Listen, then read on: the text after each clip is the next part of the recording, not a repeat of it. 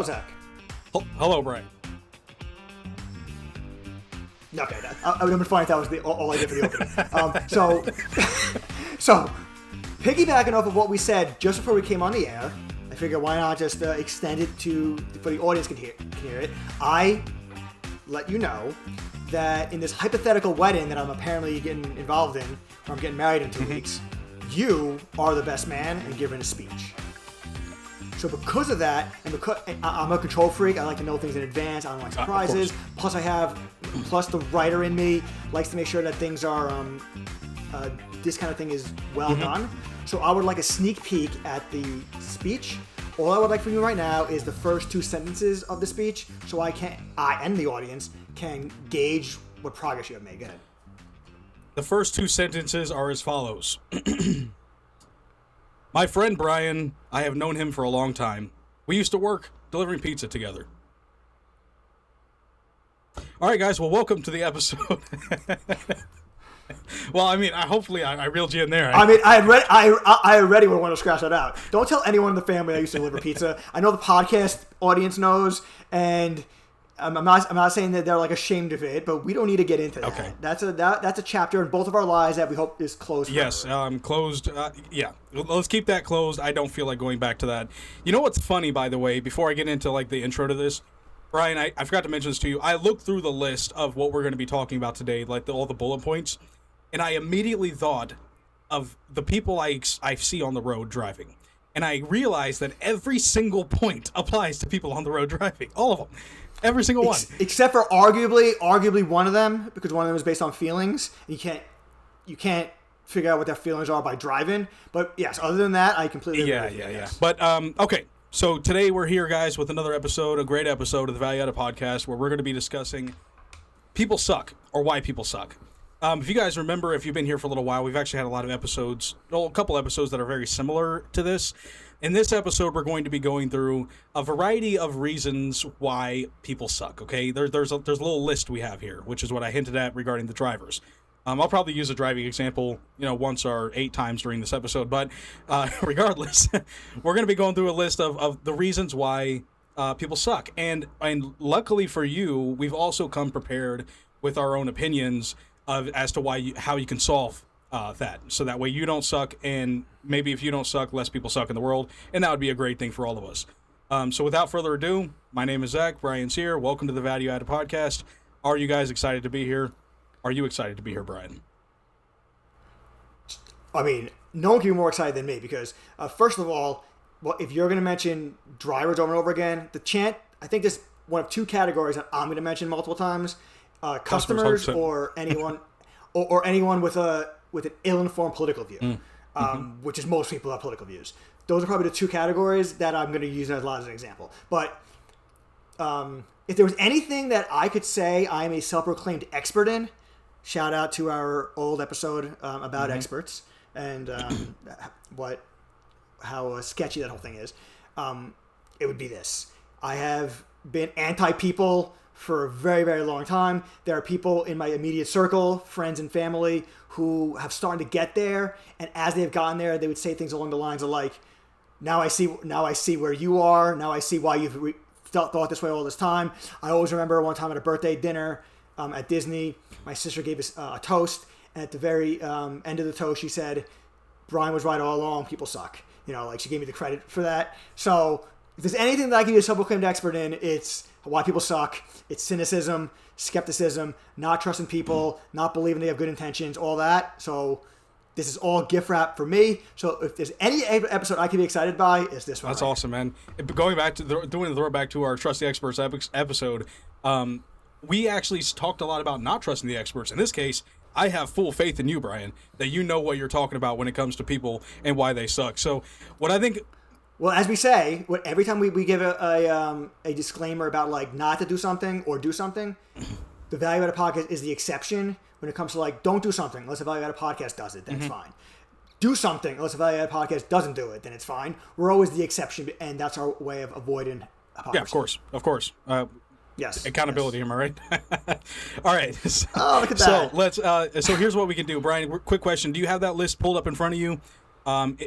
I do. I have it written down. I'm Okay, you got the manuscript in front of you. Fantastic. So, yes. what I would like to do, because you're the expert. By the way, I just thought ahead. of this, and this ties into one of our categories here. Is it possible that a feminist is bitching and moaning about the fact that manuscripts are called manuscripts and not womanscripts? Womanuscripts? That's. I wouldn't be surprised. I say that slightly tongue in cheek, but I've heard things more ridiculous than that, so it wouldn't surprise me. No, it wouldn't surprise me at all. You hear about that stuff with marketing or branding or whatever else. There's always got to be some. Especially it was the. I don't know Spanish, but I know that Spanish is a gendered language. So the. Yes. I don't remember the words, but Chico and Chica. The males and the male ends end in, the male words end in O, the feminine words end in A. So like yes. Chico and Chica, that's girl and boy, or boy and girl respectively. But then they came up with this like X, this like Latin X stuff, and I'm like, okay, buddy, just whatever, get off your high horse.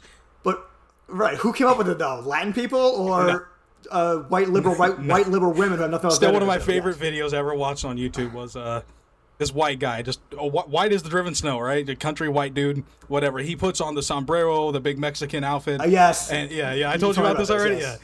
Yeah. And all the Mexicans loved him.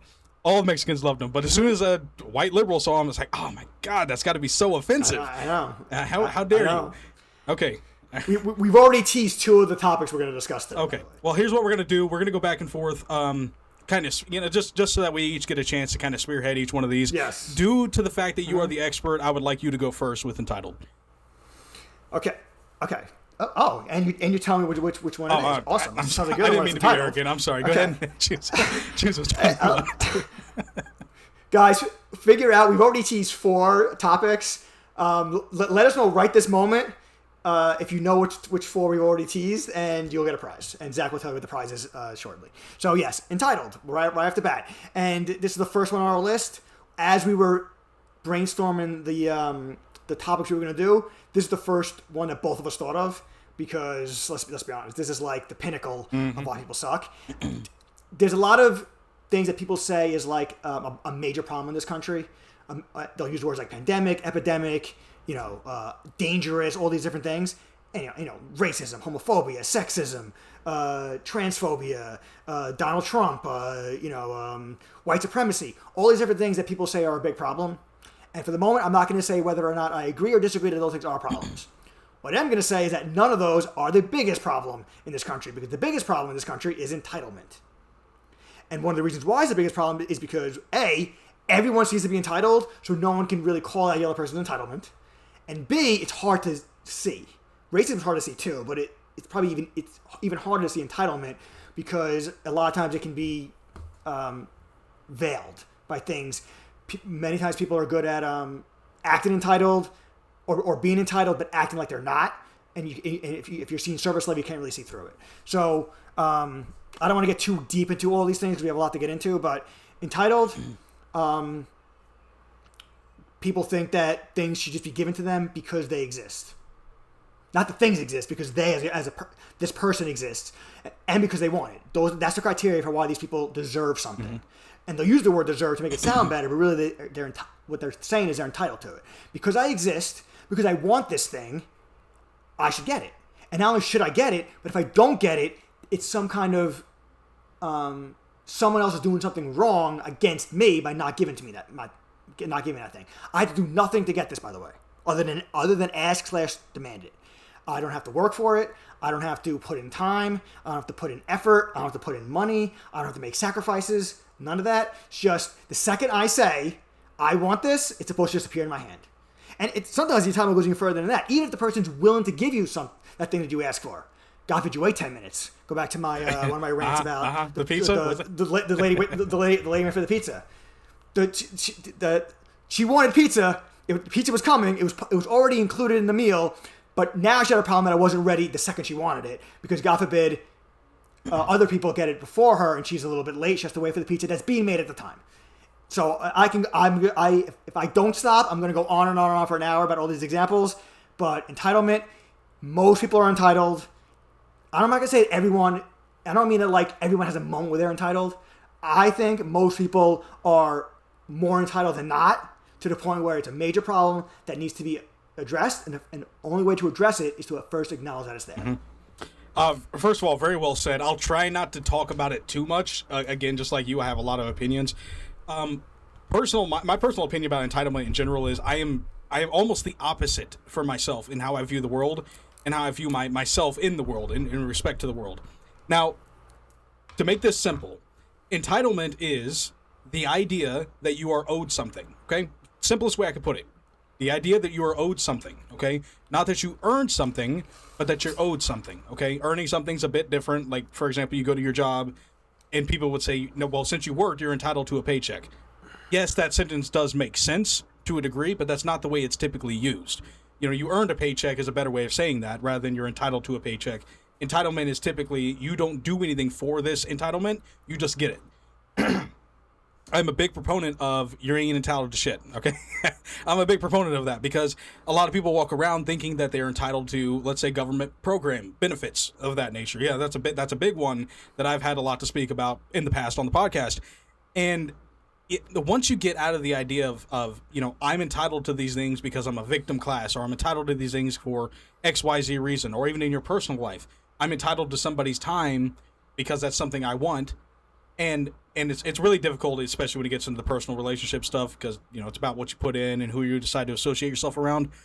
But you're not entitled, okay? You're not entitled to anything, okay? You're lucky enough to be granted particular things. One example I'll give for an entitlement, quote unquote, that I think is reasonable is something like our police in our country, right? We live in a country, we pay taxes. We're tax-paying citizens. We have a certain level, I suppose, of entitlement to have our police force protect us if a bad guy's breaking into our house, for example, right? And I feel like that's a fair thing to assume in the perspective of our government, okay?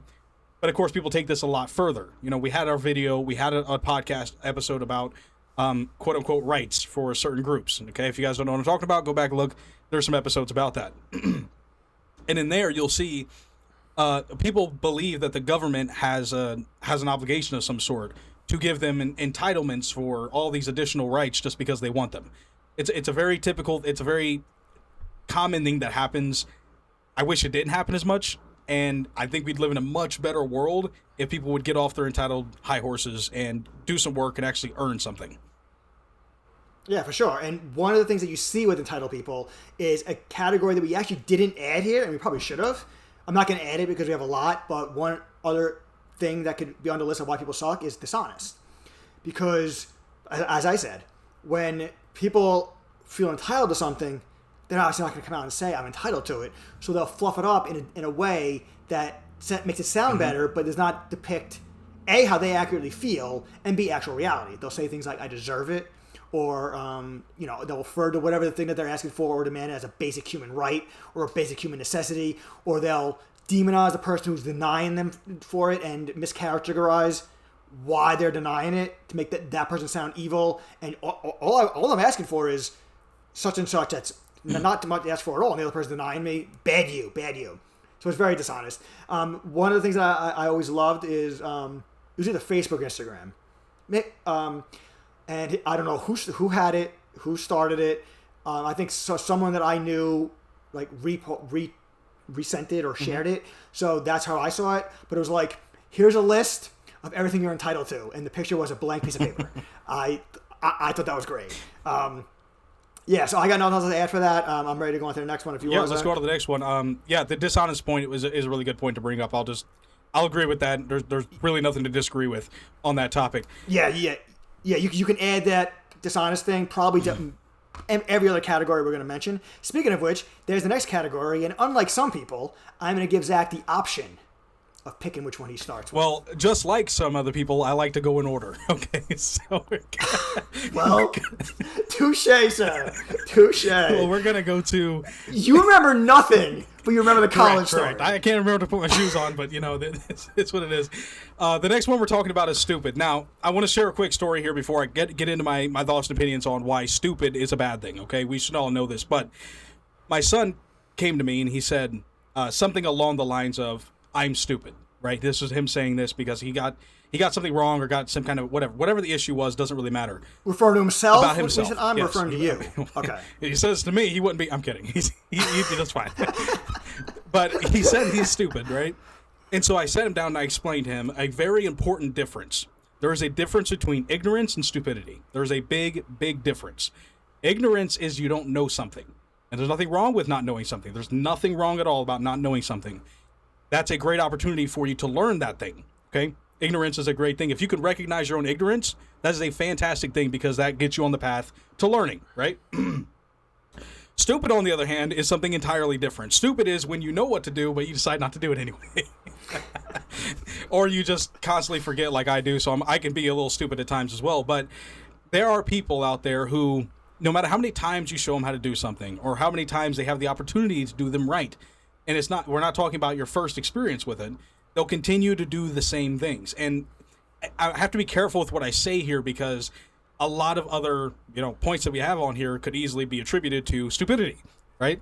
I'll give one example. Of something that would be really stupid to do, okay?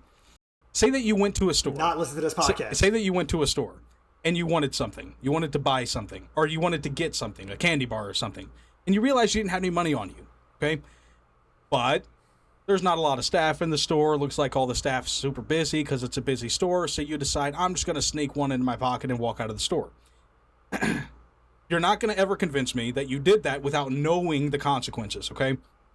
This wasn't news to you. You weren't unaware. You were not ignorant of what would happen or the potential consequences. You decided to make a choice, a very stupid choice. You decided to make a choice where the risk far outweighs any potential reward that you could get. Your risk of humiliation, your risk of possible jail time, depending on where you are and how harsh they are on laws. Different parts of the country, you might get your hand chopped off, right? Or different countries, you might get your hand chopped off. Some countries are very severe about the penalty for theft.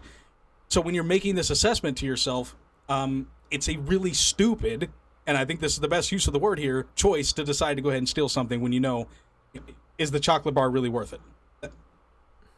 I can get into more examples, but I'll give it over to you, Brian, because the other ones we're going to talk about are very much related.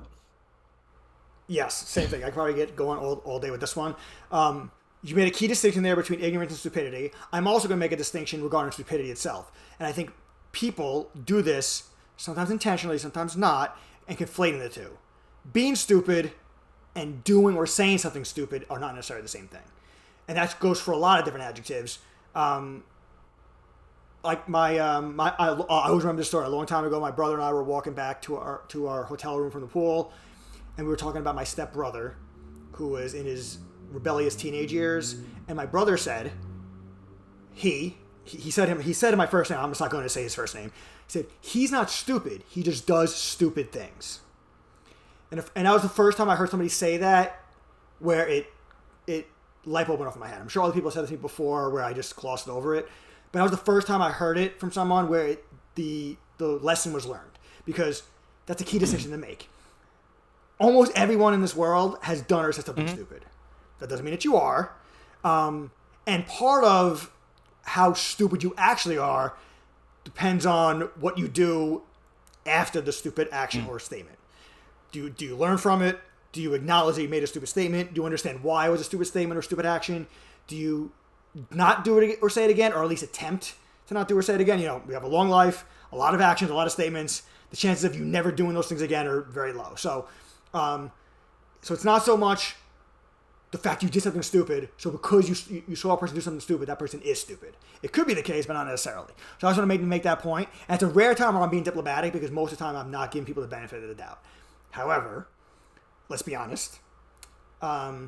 Many times the two things are one and the same. People who do stupid things are being stupid. Now, in the case of a teenager, that's where ignorance comes in. They're doing something stupid. They're ignorant. They don't have a lot of life experience.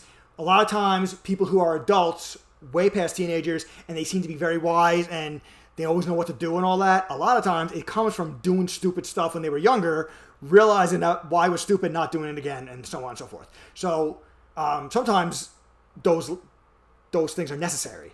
But I don't want to even get into one specific example of like something that somebody does that's stupid, because then I can go off. The one thing I will say is now here comes one of my categories I said I was going to mention.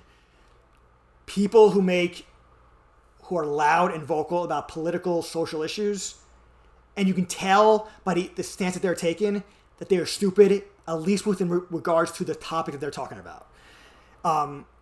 People who do those kind of things, they muddy the waters. They make discourse very hard. They make it harder to reach across the aisle. Make the division wider and everything, because they take a stupid take, and they're too stupid to realize how stupid their take is. So even if you try to explain it to them, they double down, they triple down, they go triple down on the statement, and that double down and triple down and quadruple down is even more stupid, and then the cycle continues. And unfortunately, these people are exactly what is needed in the political conversation, because that is what helps the division. That is what helps the politicians get away with all the other shit that they're doing that nobody notices, because we're focusing on the people who are fighting about stupid stuff. And I've said this before: abortion, stupid argument because of the way it's argued. Racism, same kind of thing. It's argued in a stupid way. And these stupid people are being used in that fashion, and again, they're too stupid to realize it. So there you go. Well, you said a lot there. I want to first start off by responding to the caveat that you made, the difference between stupid people and stupid actions. Of course, that's a very good thing to mention. From my perspective, I believe that everyone does something stupid. Every single person has done something or will do something stupid, and we're going to continue to do those things. The most important thing that you can do when you do something stupid is to correct it. Okay, especially when you think about things like social norms. So, we're from America. We're American. We know how to interact with Americans and in social situations. Now, I've never been to Europe, for example. But if I were to go to Europe, I might completely and accidentally ignore a custom that they have there and make a fool of myself, right?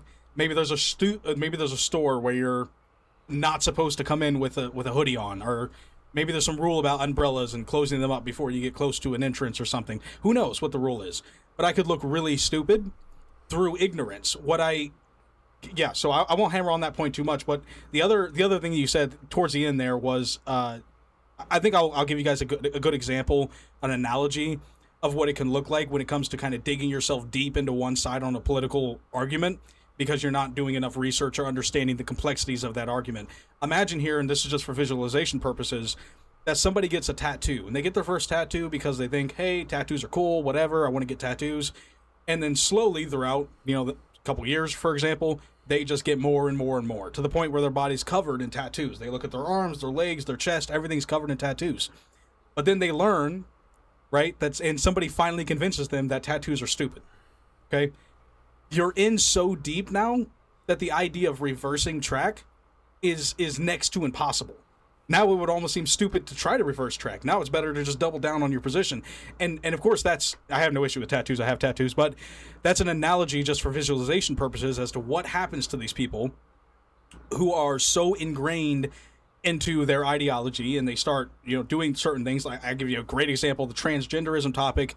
Parents who have decided to support their children who are 3 years old because your boy picked up a Barbie doll for half a second and played with it. Now he's a girl, and you gave him all these hormones and you started changing him and everything else.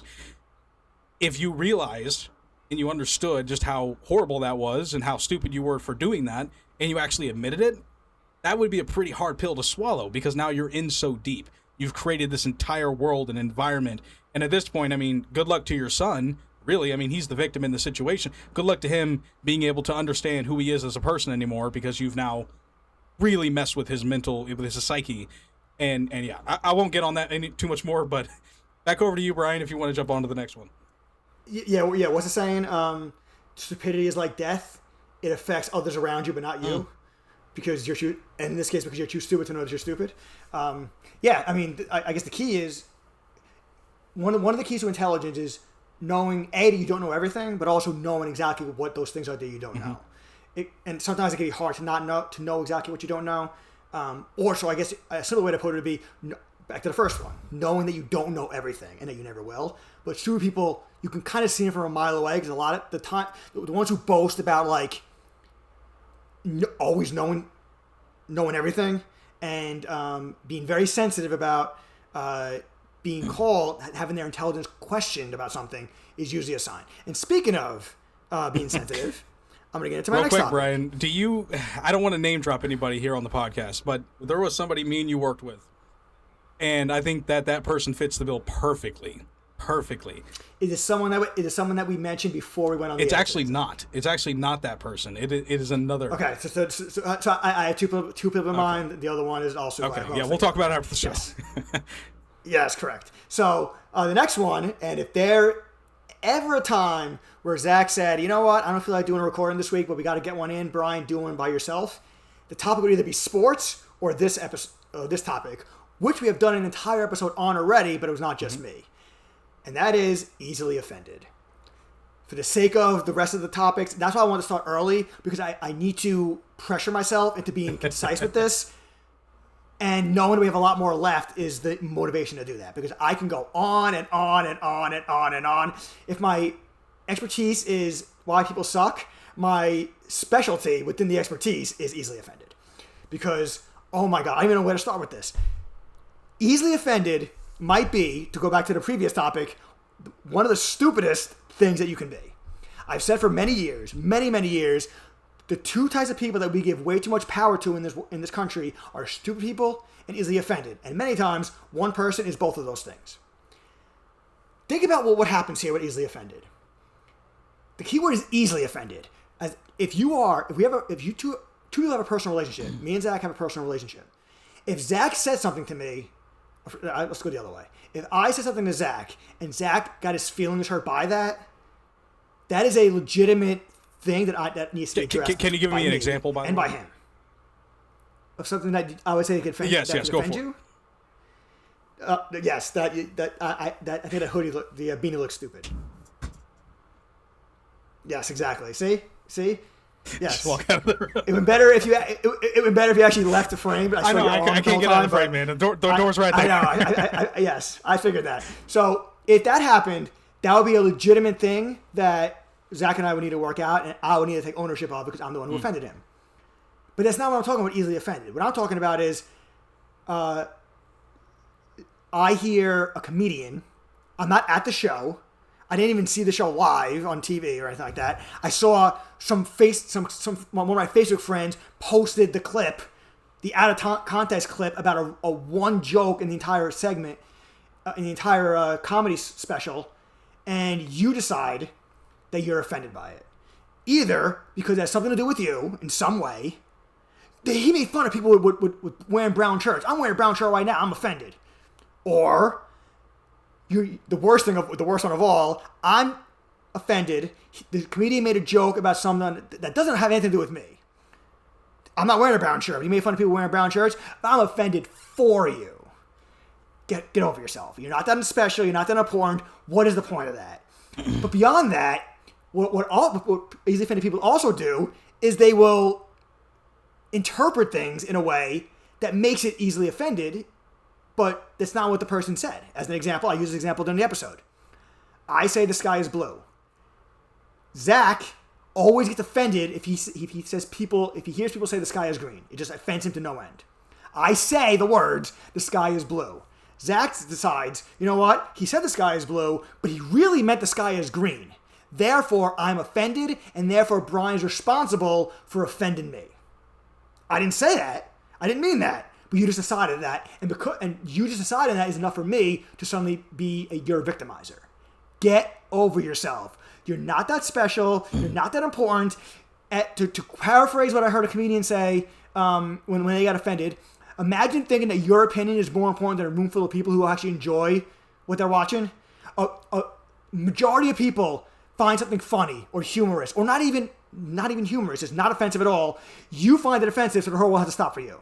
You're not that important. Get over yourself, Zach. Yeah, look, there's a lot to say about this whole thing. I think a good way of looking at easily offended to kind of draw a distinction, just like you did, would be you're always on the hunt. You're always looking for something to be offended by, and because those people are always looking for something to be offended by, it's relatively easy to find it.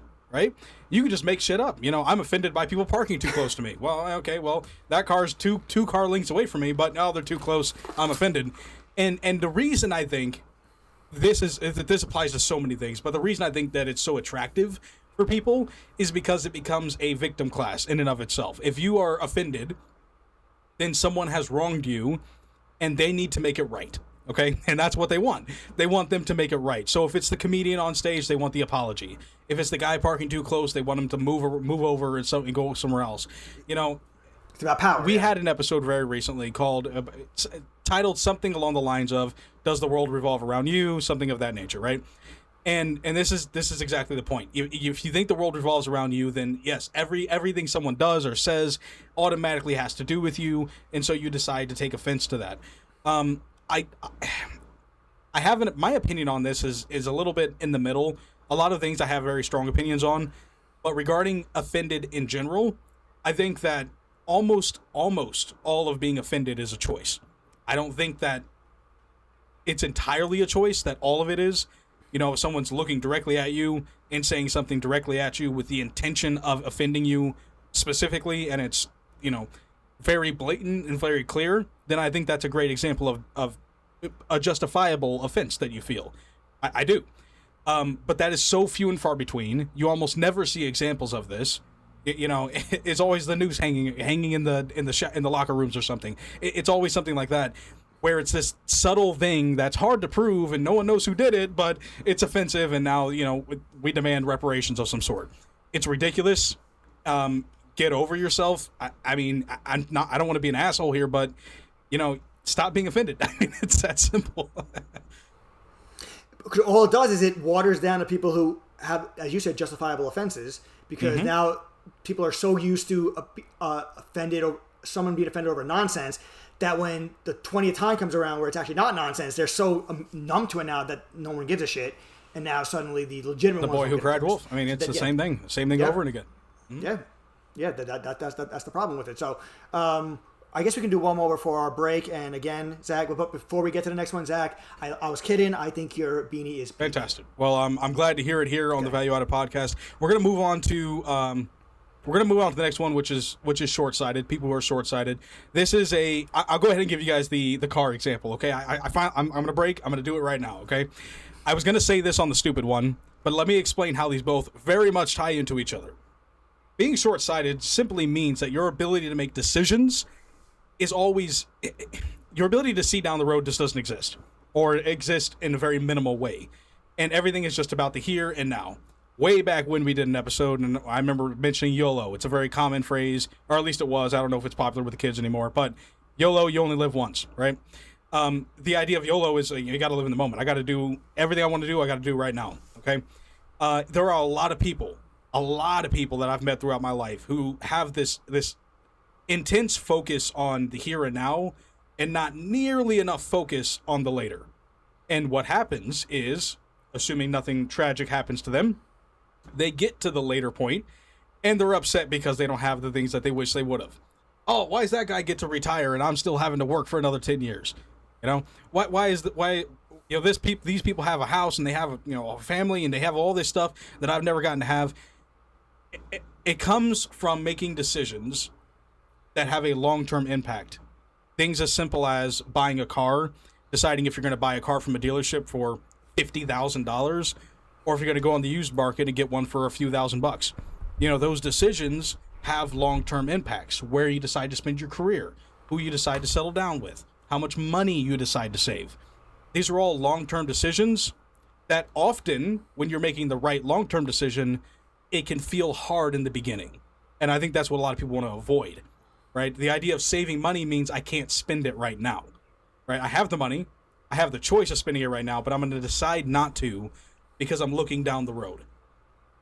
There are, like I said, there are far too many people who have this mindset of living in the here and now. I promise you, if you can just find the right balance for your life, and I promise you there is a balance, find the right balance for taking care of the future you and taking care of the current you, you'll have a much happier life, okay? The solution to this is very simple. I said I was going to bring in the auto example here, and I completely forgot to do that. So, whatever, I'll bring it up later. Back over to you, Brian. Okay, that's twice now. So, the words that come to mind is words that Zach and I have mentioned many episodes in many different contexts. Another way of saying short-sighted. instant gratification. That is what we're discussing right now. So I have two examples for it. One is a personal anecdote from my life, and another one is one of my favorite categories. Unlike Zach, I'm not going to forget to mention these, and that is customers. This is a kind of a silly example, but it explains how you're thinking in the moment and not at the end. Mm-hmm. When you're waiting on a line, and it doesn't need to be at a grocery store. It could be out a line like at a DMV, or a better one would be like you waiting on a line to like check in at the airport. You're waiting on line at the long security checkpoint, and you hear the security guards are constantly screaming stuff, things like you must finish your water bottle before you get to the front, chug it, and then discard it in the container, stuff like that. Have your passport and your boarding ticket out. Have all the information that you need, so on and so forth. And what happens? Some people get to the front, and that is when they stand in front of the guy or the girl who is waiting for the passport, and that's when they dig into their bag to find the passport. You had all this time to do it, all this time for there's signs that people are screaming at you, you see other people doing it, but you wait till the last second, and then you scramble, and you can tell that you're frazzled by the whole thing. But if you just looked a little bit ahead, this is not Zach's example of thinking years down the road. This is thinking 10 feet ahead, 30 minutes ahead, and it's a necessary step to get past that 10 feet, and you still don't do it. You get to the front, and then they tell you to get rid of the water, and I don't understand why, that kind of thing. So if you're just prepared in advance, it makes your life go easier. But because you're focused on what's happened at that moment, whatever that is, let me book our reservation for our dinner tonight. I could do that when we get past this point when we're waiting at the terminal. Let's just get to this point first and be prepared. No, let me do this now. Hold on, let me talk to my friend, but we're going to yell and scream at each other because of some bullshit. Again, I could do that later, but let me do this now, and then act all confused when you get to that point. So that's an example of short-sightedness. But my personal example is I have told people in the past about the amount of money I currently have in my savings. I'm not going to reference the number. When I told people, especially people I work with, who make the same amount of money as me, they work the same amount of hours, they hate the job just as much as me, the reaction I've gotten is, "Oh my God, that's amazing! That's crazy." And I told them that it started off with zero. Mm-hmm. Years ago. I'm talking over 10 years ago. Started off with zero. And I decided to go through the process of building up savings by putting a certain amount of money away each week. And as I made more money or less money, I would add or lessen how much I put away per week to account for that. It helps I'm good at math, but still. So, but I was consistently with it, where I was starting at, in the first week I did it. Okay, now I went from zero. Now I have $15 in my savings account. Big whoop. And the next week, now I have $32. Oh my God! But eventually, I have a point now where, like I said, I have an amount of my savings that makes people's jaw drop. My point is, 12 years later, after I tell you this story, it seems like amazing. But I started the same spot that you are at now. The problem is, can you handle starting at zero, going to 15, going to $22.50, going to $27.18, going to $32 at the end of the month, knowing that in 10 years you'll be at whatever number you want to get to? Or do you see that small number and say, forget it, this is pointless, put the money back in your check and spend it on something, and now you're back to zero?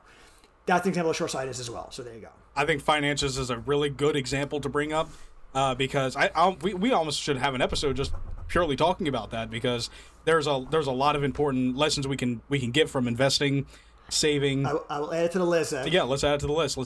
Okay. The examples you shared are obviously very good. The one thing I wanted to comment to your first example about the waiting in line, it really does come down to there's a word here I don't want to say because I don't want to use it for what's happening next, but it is very short-sighted. And it's also, let's say, inconsiderate, okay? It's very inconsiderate. It's very inconsiderate of the other people who are in line because, and this is one of the interesting things about traffic. And I've looked at traffic before, how traffic works. You got all these bottlenecks and you have all these issues. And it almost always it comes down to, well, one person did something and now everyone else reacts to that person. Think of it, the line of traffic, right? That front car decides to slam on their brakes because a bunny is hopping across the damn street. That is going to cause That's a good reason. Chain. Yeah, I know. That's going to cause a chain reaction going all the way down to until the traffic ends. And when you think about that, when you think about the impact that it has on other people, you realize just how important it is to be efficient, how important it is to be paying attention. Don't be an airhead, right? Don't be stupid, as we've said. Don't be entitled. Pay attention. Pay attention. And Absolutely. Yeah. If you guys want to learn more about or hear more about our opinions when it comes to, especially the finances thing, that's an episode I'd be really excited to do at some point soon. So this is a great opportunity to inform you guys to subscribe to the Value Add Podcast so you don't miss that episode. Absolutely. And so we're taking our break a little bit later than usual, but that's okay. We're about halfway through the topics. We may have to speed around a few of these at the end, or just go a little later. It's not a big deal. I do want to get through all of them at some point, though. But for now, quick breather, everyone, and here's some awesome content coming from everyone's favorite co-host. Hello, ladies and gentlemen, and welcome back to Random Advice with Zack. Today I was not today, but I found this post. I was looking at people who've gotten really good advice before, and I found this one to be interesting. I'll just read to you what it says and kind of share my thoughts on it. Don't follow your passion, follow your talent. That's it. Don't follow your passion, follow your talent. And I got to thinking about it and realized that in my own life, I have had opportunities to, I've had passions in my own life, passionate things that I've really wanted to do, things I wanted to spend time on. But at the end of the day, I realized that those things that I was passionate about, I wasn't very good at. Now, I have talent for certain things. I have, a good skill set for particular jobs in particular fields. And I've decided to, spend my time nurturing those talents that I have in order to, give myself a better life, have a better career, all the rest. And I think that there's a lot of people out there, I really do, especially in this modern age. I remember when YouTube became a much bigger thing and people were seeing the YouTubers and how much money they were making. Everyone had the idea of jumping on board to try to do that same thing. Well, YouTube's a very creative platform. Obviously, we're on it now, which is great. But YouTube's a very cutthroat environment as well because there's so much out there, so many voices, so many people out there, and no matter how passionate you may be about what you're doing, a lot of it comes down to luck. And if you put all your, to use a poker reference, you put all your chips and you bet on this one thing, you have nothing left for the rest of your life if that falls through. Spending the time on things you're talented at, though, you're really good with working with your hands, or you're really good with understanding numbers like Bryan is. Whatever your talent is, if you spend the time investing in that, that's something that you're almost guaranteed is going to pay back dividends, right? Because you're going to be able to get those better positions, work those better jobs, make more money, have a better life, better house, all the rest. This comes down to one of those smart decisions we can make. And I know this is supposed to be a random advice episode. This advice really applies, to this episode as well. So back to the episode. That's it for me. Outstanding advice, Zach. Unfortunately, it's an awkward situation. I'm very passionate about the Value Added Podcast. Unfortunately, I am not talented as a podcaster. So taking your advice, I guess that means we have to sever our ties and go elsewhere because I have to follow your talents. So I of course I need to kind of clarify this point a little bit. The things I'm passionate about, I'll give an example like playing piano. I think playing piano is super cool. I like learning about it. I absolutely suck at it, but I like learning about it. You could obviously spend time doing those things and things you're passionate about. It's a matter of don't invest everything into that one thing because, of course, you need to have something that's realistic. I heard a story about a guy who spent like 8 years following his passion. He wanted to do film or something like that. Becoming a director, I have no idea. I don't know nothing about directing, but apparently it's almost impossible to become a director. Right? You got to get all these connections. You have to be extremely lucky and well connected to become any kind of director in this world, apparently. But that's what he wanted to do, and apparently he spent 8 years trying to do it. At the end of the day, he had nothing to show for it, broke, had to go get a job at a regular business somewhere, and that's the way it works, And so it's not that I don't think people should follow their passion. Passion's a great thing. It's just following your talent is more important, and for the regular Joe Schmoes like me and you. I love how exceptions always apply whenever the Value Added Podcast comes up, but I was going to all that money I said I had in my savings, I was going to offer to invest all of that into Value Added Podcast, but you just talked me out of that, so good job. All right, fantastic. What would our upgrades be? So Bryan, if you had, forget about your bank account, if you had unlimited money, what would be the first value-added expense? Unlimited money? Sure, unlimited money. What's one thing that you would do first? A studio that for both of us to go to record at the same time, like not the same time, but being in the same place, an actual studio that we have access to, where we can record together, but also record live or close to live, like record and then like post it that day and move on, and be quicker about all that. And I think it'd be a better setup, which would be better for the audience. Okay, so you guys, you heard it here first, folks. Brian wants us to get a studio. In order to do that, we're going to need $50,000. Now, what I need from you guys is if everyone donates $1 and you get 50,000 to your friends, there you go. Okay, problem solved. That's a lot of friends. Damn, you tell your friends, they'll tell their friends, right? It's going to be great. We're going to get ourselves a studio as soon as we get that 50 grand goal. Okay. Yes. Yeah. So, and don't be the next thing I'm going to talk about on my list. That's my closest thing I ever got to a good segue. The next thing that we're going to discuss is selfish.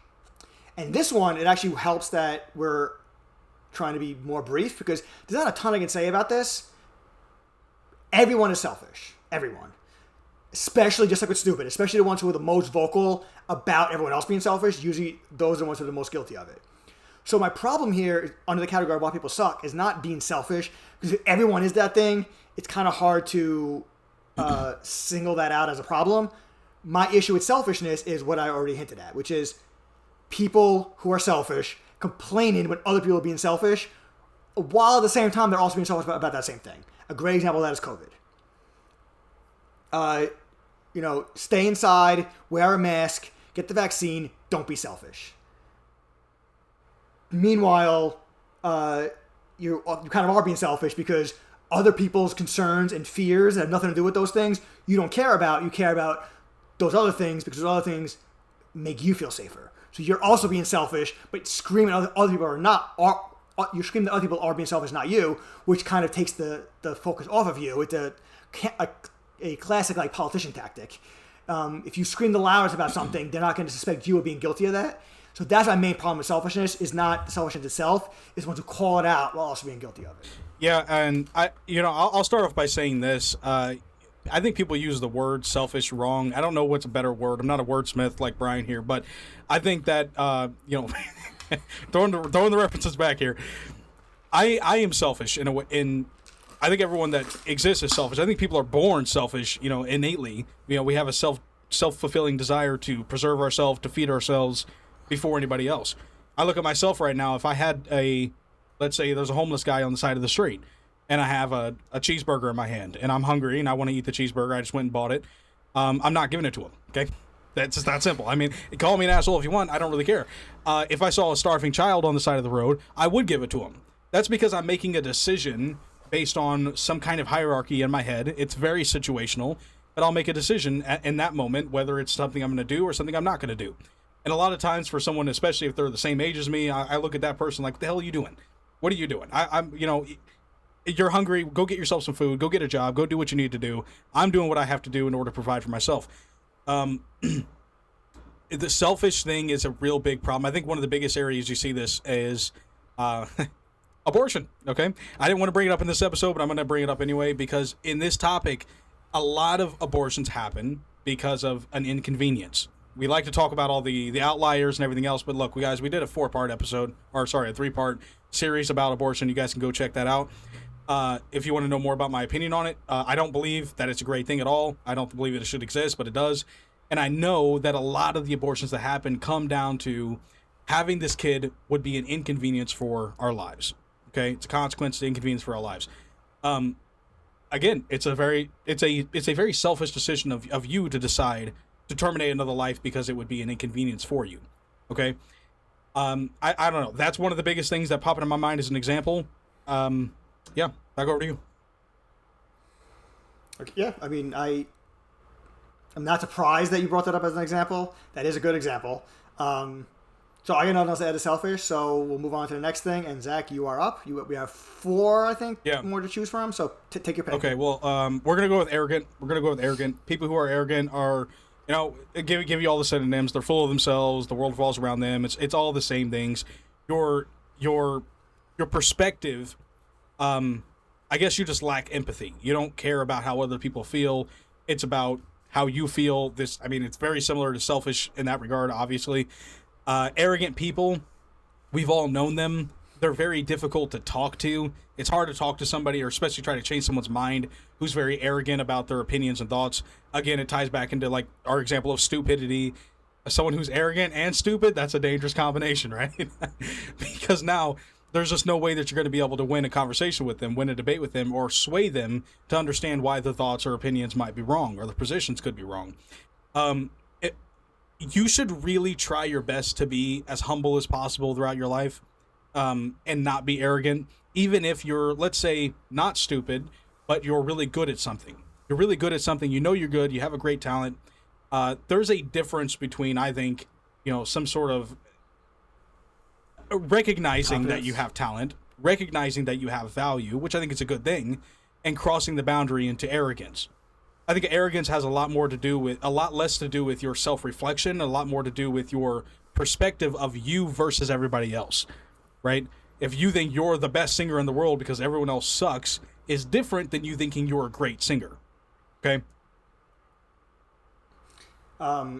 There's also a very, very fine line between arrogance and confidence. Mm-hmm. Confidence is not along your lines. It's also a good thing to have, especially when you do things that take a lot of specialization. If you're a surgeon, it helps great deal if you're very confident about the surgery you're about to perform. I sure hope That's so. a great deal. Imagine your doctor walks in. I don't know about this one, guys.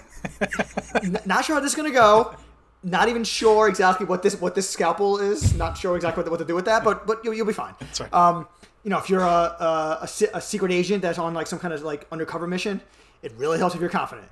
So one of the ways that you can define line is a lot of times the arrogant ones will tell you that they're good at something. The confident people are just good at it. It's a good distinction. And the telling you part reeks of insecurity to the point where they might not be that good at it. And my rule, if you want to call it a rule, is if you're going to brag about being good at something, you better be good at it.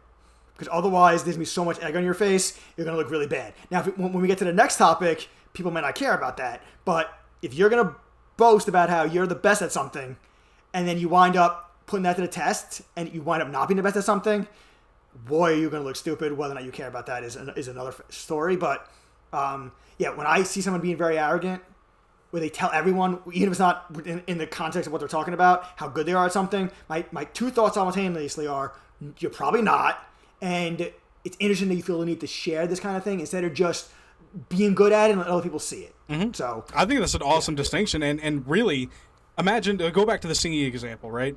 If you told everyone, like at a dinner party, hey guys, I'm really great at singing, would you mind if I sing a song? People's expectations will automatically be raised. Because, well, he's great at singing, so let's go ahead and hear it. But if you say, maybe a song starts playing and you decide to start singing along to it, you don't say anything to anyone at all. You're more likely to be able to impress the people around you than you would have in the first scenario. So, ultimately, don't brag, all right?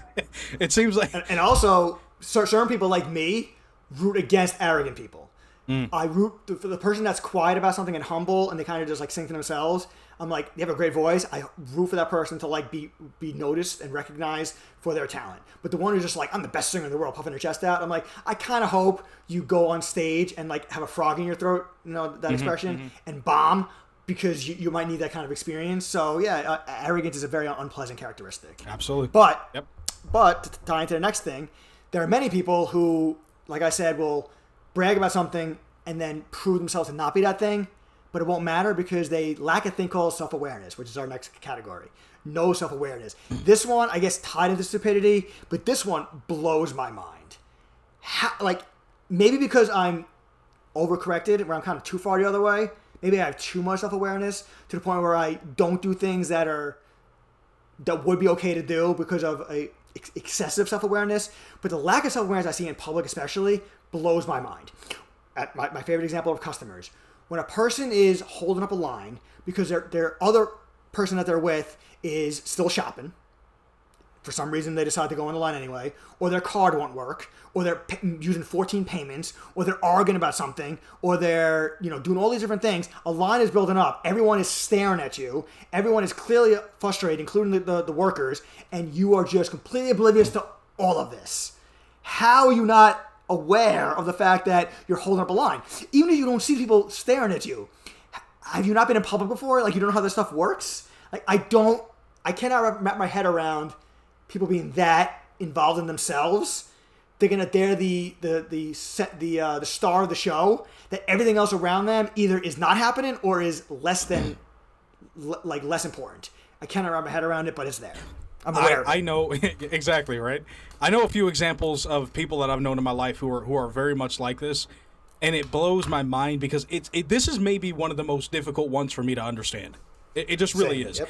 I'm always aware of a lot of things that are going on around me. I'm not going to pretend like I'm omniscient of some sort and I understand everything that's happening around me, but I can't really turn it off. There's not like a switch in my head where I can just flip the switch. Next thing you know, I'm able to blissfully enjoy the moment. And I've actually found that my level of awareness has been a detriment to my ability to enjoy certain things. It really has. A person may be able to sit down and watch a movie, for example. They get very immersed in the movie. They're only focused on the movie. Nothing else matters. Meanwhile, I'm hearing everything going on around that's taking me right out of it. And, I'm almost jealous. I'm almost jealous of the people who are able to invest themselves so heavily into like a movie, for example. But I'll give an example because I've been meaning to bring the car example into this. So let's go ahead and do it. There it is. You're driving along the road and you have no awareness of what's going on around you. You might be speeding through a light, or you're not paying attention to what's happening or what's going on, and you're causing an accident, or you're making things more dangerous for other people because you're not paying attention. You're inside your own little bubble. And I know it can feel like that sometimes, especially when you're in a car, you got the AC or music on. You almost feel like you're alone in the world for a short time. But you're not. Right? You're not alone at all. There are lots of other people on the road, and you having the awareness to realize, hey, there's other people on the road. I got to be careful. I have to kind of change what I'm doing based on all these people. That's a level of awareness that's very much necessary for people on the road. And unfortunately, because of so many people that are unaware or just lack any kind of awareness of what's going on around them besides what's immediately in front of them, accidents happen all the time. And some of these accidents can be absolutely devastating. We talked about short-sighted earlier. Obviously, this example applies to there because you're so focused on what's going on right now with you, whether it's a text message you got or a phone call that you're on, you're not really paying attention to what's going on around you. That's an extremely short-sighted perspective to take. All it takes is a split second and you're in an accident. That's it. It can happen super quick, and it could be life-changing. And I don't know. Obviously, their advice is pay attention, don't be short-sighted, but I don't know if that's something they can change.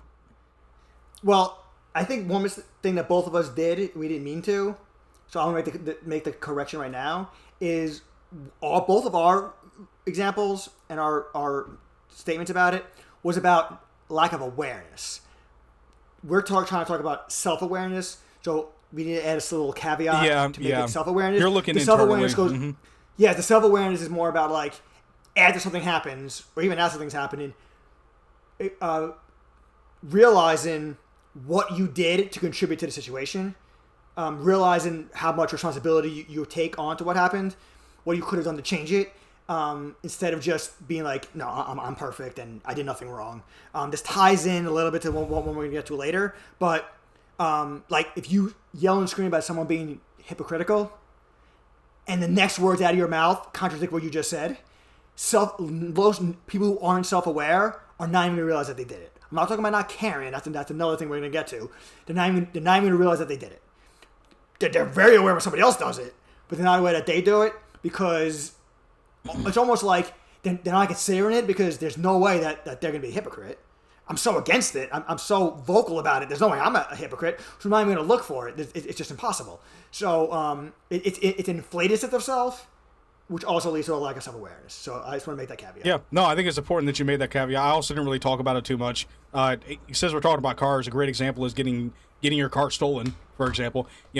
Are you going to take any accountability or are you going to have any self-awareness as to you decided to park in a dangerous neighborhood with your windows down and the key in the ignition when you walked into the grocery store? I mean, look, it's not that you're responsible for your car being stolen. No, the person who stole it's responsible. We've talked about this before.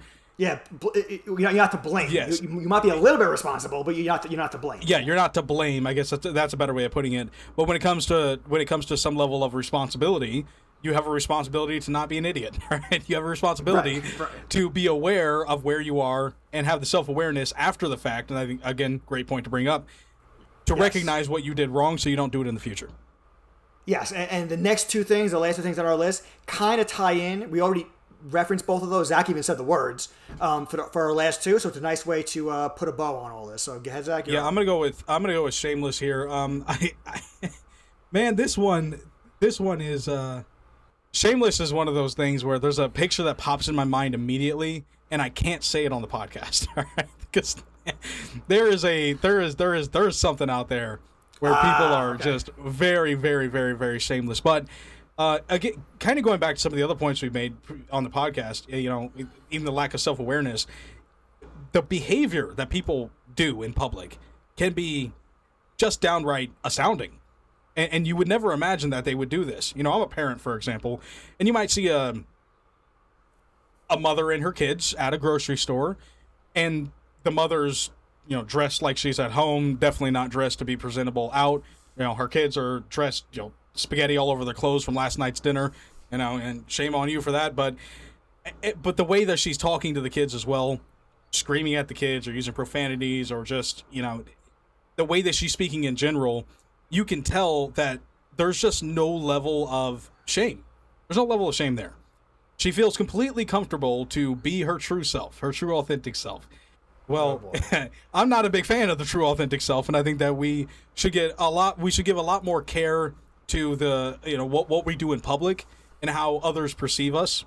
And a level of shame is necessary. It's very necessary in order to have that self-awareness. Going back to another point. So I have a solution, by the way, for this problem. Okay. And the solution is that we really just steer our society in a different direction from where it currently is. We're all about acceptance right now. Well, we need to get away from that. Okay. We need to start not accepting almost anything, right? We need to have extremely strict standards and shame. Bring bullying back. Right. And shame people for not, performing or behaving like you're supposed to. Okay.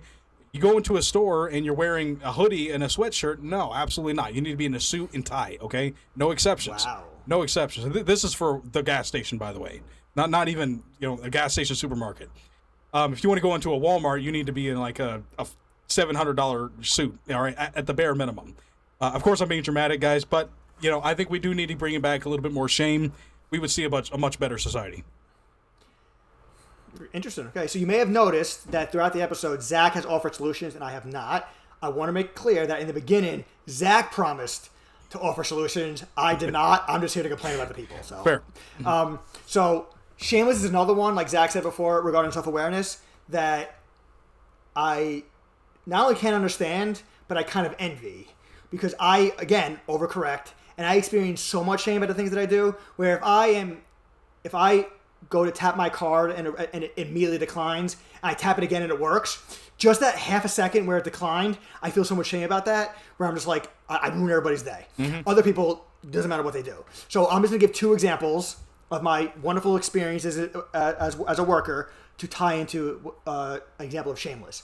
Back when I worked at a theme park, not Disney, it was a Universal Resort, I worked at attractions, and I was watching this through the control booth, which is if someone like me is the best place to be because you don't have to talk to any people. You just watch cameras and you can yell at them with a microphone for not sitting down. It's great. But I could see but not hear. I could see what was going on at the turntable up front, and a guy was standing by the person who's in charge of telling everyone what vehicle to go into. They're called the grouper, and you could tell by his theatrics that he was very upset. So eventually, I call at the request of the leader, the person who was in charge, who was behind me, to ask what was going on, and the person who answered the phone said, "Yeah, this guy claims that his phone is on the vehicle, and he's very upset and wants us to find it." Cliff Notes version. This went on for maybe 4 or 5 minutes. He's looking around all over. We're looking around. He had it in his bag the whole time. Okay. At the yelling and screaming, he leaves from the exit, comes right back around, and goes on the ride. You just yelled and screamed at all of us for losing your phone. You blamed us for losing your phone. You had the whole time. Not only, because I called and asked about this later on, I said, did he apologize? The person, my coworker, said no. You didn't apologize for blaming us. You didn't apologize for causing a scene. And he went right back on the ride as if nothing happened. My second example is when I worked at a supermarket, and there was a brief turnover where someone was going on break, someone was about to come in, and someone else was in the restroom. So we were down to one cashier for like 2 minutes, and the person who was about to open was in the middle of something.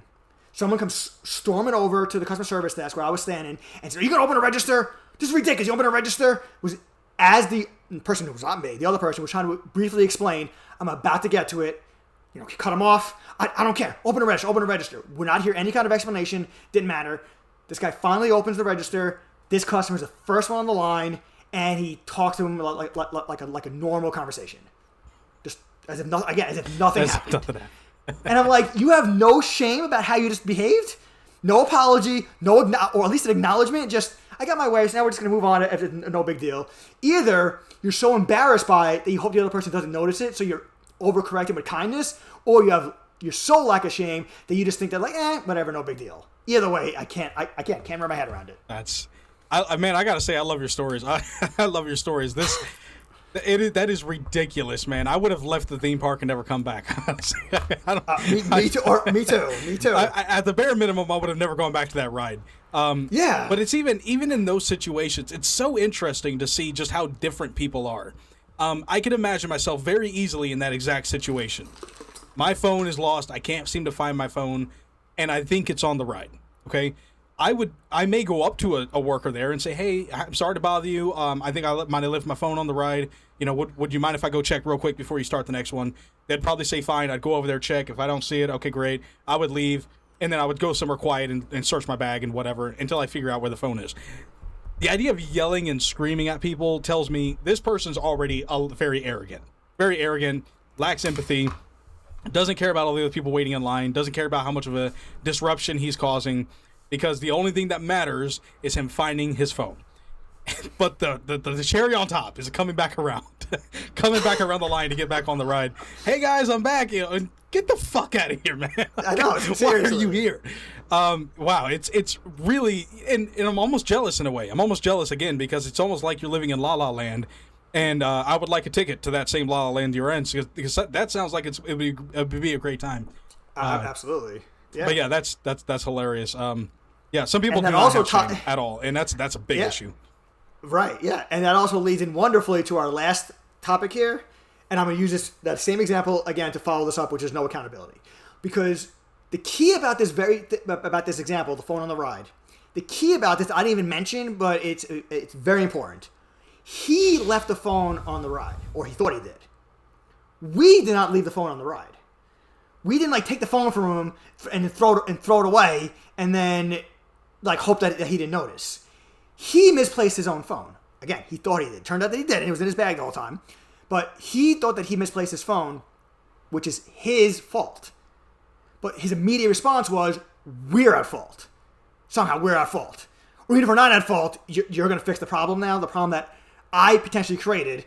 Again, the fact that it wound up not being a problem is not the point. Because up until he found the phone, the narrative was, the reality was, he left his phone on the ride. That was somehow our fault or our problem. At no point did he say, "I left the phone on the ride. I screwed up. What am I going to do?"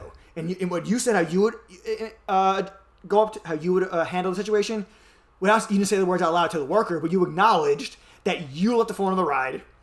This is your problem. Obviously, you need the worker's help to solve the problem, but it's not their fault. Mm-hmm.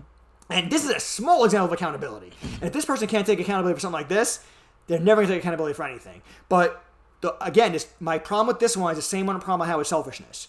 Because a lot of people, not everyone when it comes to selfishness, but many people are guilty of not taking accountability, but they'll be the loudest, the most vocal, and the most demonstrative about other people not taking accountability while simultaneously doing the same thing.